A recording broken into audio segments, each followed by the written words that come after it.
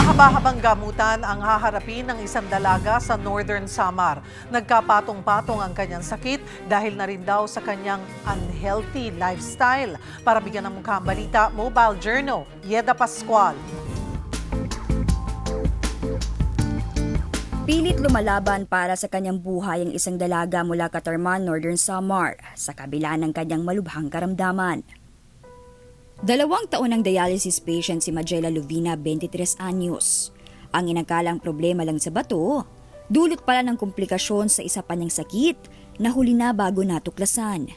Nung dinala po namin siya sa doktor, doon lang po namin nalaman na may problema din po pala siya sa puso since birth po yun. So parang complications na din po yung sa kidney niya, tapos tumaas din po yung kriya niya, kaya po siya na emergency dialysis. Ang congenital heart disease ni Magela, stage 4 na pala. Ang sabi raw ng doktor, ang kanyang stage 5 chronic kidney disease na dahilan ng kanyang pagdadialysis, komplikasyon na ng sakit sa puso at unhealthy lifestyle.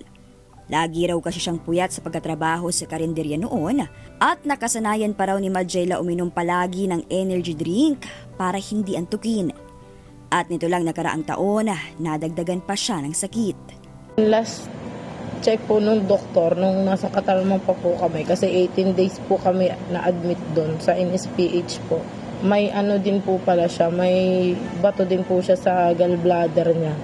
Tapos ang sabi po nung doktor, baka daw po umabot ng 30 to 40 daw po pag inopera daw po yung bato niya.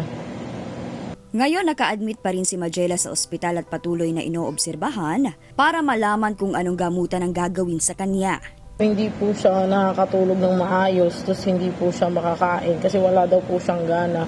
Tapos bloated din po yung tiyan niya kasi hindi po siya makaihi. May mga mabubuting puso po. Humingi po kami ng tulong, financial man po o dasal. Maraming salamat po. Malaking bagay na po yun. Mga kapatid, ako po si Mobile Journal Yeda Pascual. Hatid ang muka ng balita.